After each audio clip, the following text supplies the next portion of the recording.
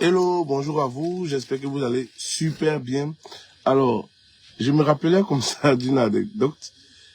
Un jour, j'étais en formation sur la gestion des finances personnelles et j'ai demandé aux auditeurs combien est-ce que vous gagnez par mois. Donc, il n'était pas question de dire son salaire, mais il était question de dire si vous étiez au-delà, s'ils étaient au-delà de 100 000, de 200 000, de 300 000. Donc, chacun levait à peu près sa main en fonction des tranches. Et on a demandé à chacun d'additionner. On a demandé depuis combien d'années vous travaillez. Vous voyez. Et chacun a multiplié son salaire par le nombre de mois correspondant au nombre d'années. Ça veut dire, si je travaille depuis 10 ans, on sait que dans une année, il y a 12 mois. Donc, on a fait 12 mois fois 10, ça fait 120. Et on a multiplié le salaire maintenant par 120. À leur grande surprise, eux tous étaient étonnés de voir que ils ont manipulé des millions. Je dis bien des millions. Parce que déjà même, celui qui touche 100 000 francs par mois, lorsque vous additionnez les 100 000 par 12, vous allez vous en rendre compte que ça fait 1 200 000. Celui qui touche 200 000, ça fait 2 400 000. Celui qui touche ainsi de suite. Et donc, je leur demande maintenant, est-ce que vous êtes en mesure de faire un point exact de cette somme colossale que vous avez manipulée? Et là, tu vois maintenant le visage des participants, comme quoi ils n'ont d'abord jamais pensé qu'ils ont manipulé une grosse somme et ils ne savaient absolument rien de ce qu'était devenue cette somme. Certains essayaient de se justifier, j'ai payé le loyer, j'ai payé la scolarité, j'ai payé ceci, mais c'était pas avec une exactitude. Et donc, là maintenant, je leur dis, vous voyez, beaucoup parmi vous refusent d'investir parce qu'ils se disent, lorsque j'aurai de l'argent, alors que chaque année, ils manipulent déjà des millions. Donc, le problème, c'est à quel niveau? Justement, le problème n'est pas leur faute. On leur a appris à gagner de l'argent et à dépenser. Et puis, s'il y a un reste, pensez ou songez maintenant à investir. Et c'est de là que vient l'erreur, ok? L'épargne, ce n'est pas le reste à vivre. L'épargne, c'est une définition qu'on a divulguée, qui a trompé des millions de salariés.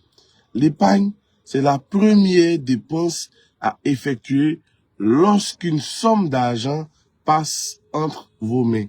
L'épargne, c'est la première dépense à effectuer lorsqu'une somme d'argent passe entre vos mains. Lorsque vous avez une telle définition de l'épargne, vous voyez que aussitôt ou dès que de l'argent passe entre votre main, vous devez automatiquement retirer la part de l'épargne avant de songer maintenant à faire des dépenses.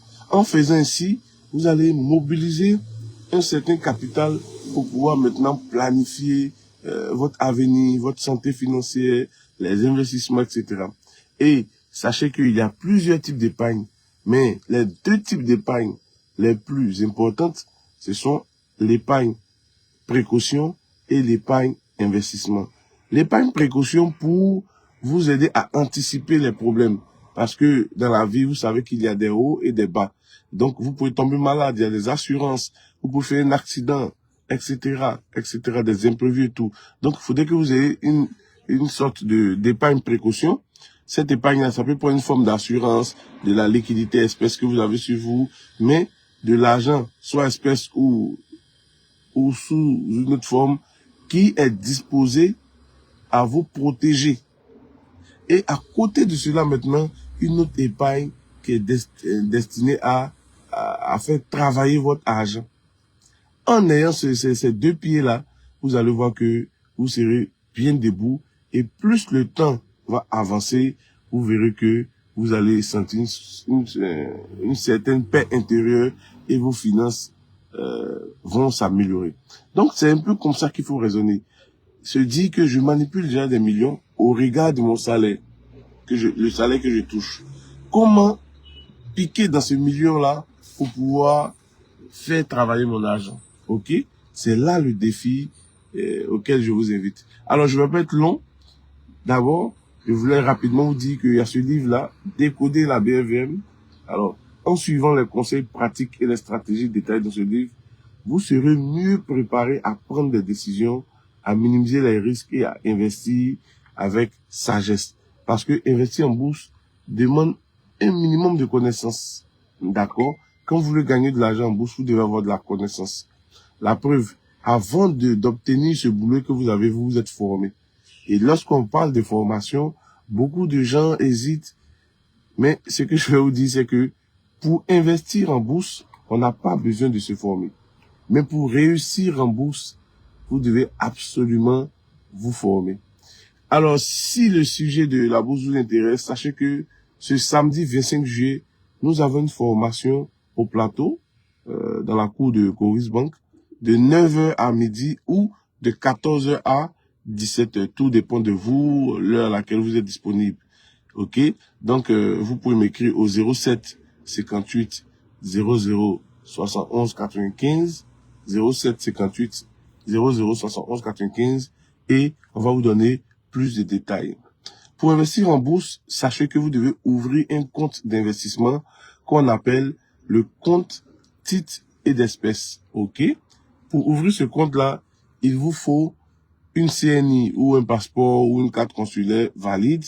Ensuite, 2 photos de couleur du même tirage. OK? Ensuite, un justificatif de domicile. Le justificatif de domicile peut prendre plusieurs formes. Ça peut être une facture de téléphone qui porte votre nom, ou une facture d'eau qui porte votre nom, ou une facture d'électricité qui porte votre nom. Mais sachez que si vous n'avez pas ces 3 factures-là, vous pouvez prendre un certificat de résidence. Et les factures-là, ça doit être une facture qui porte votre nom et la dernière facture, OK? Donc, quand vous avez ça, peu importe votre capital de départ, vous pouvez démarrer.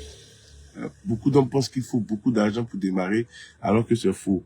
L'ouverture de ce compte, c'est gratuit, et peu importe votre capital, même si vous avez 5 000, 10 000, 20 000, 30 000, 40 000, 50 000, vous pouvez démarrer vos premiers investissements en bourse.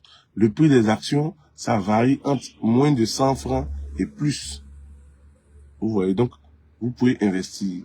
L'idée, c'est de commencer et progressivement, vous allez accélérer. C'est comme un véhicule. Lorsque vous démarrez le véhicule, il a une certaine vitesse et puis progressivement, il accélère, il accélère. Alors, je vais terminer maintenant. Et si vous avez des questions, vous pouvez le faire en commentaire. Mais surtout, dites-moi en commentaire à partir d'où vous suivez ce direct. Soit Yopougon, Abidjan, Boaké, etc. Et ça me fera plaisir de chercher à venir faire des formations là-bas, comme nous l'avons fait pour la ville de San Pedro au mois de mars. N'oubliez pas, je suis joignable au 07 58 00 71 95. Que Dieu vous bénisse, paix et bien dans votre cœur et paix et bien dans vos finances personnelles.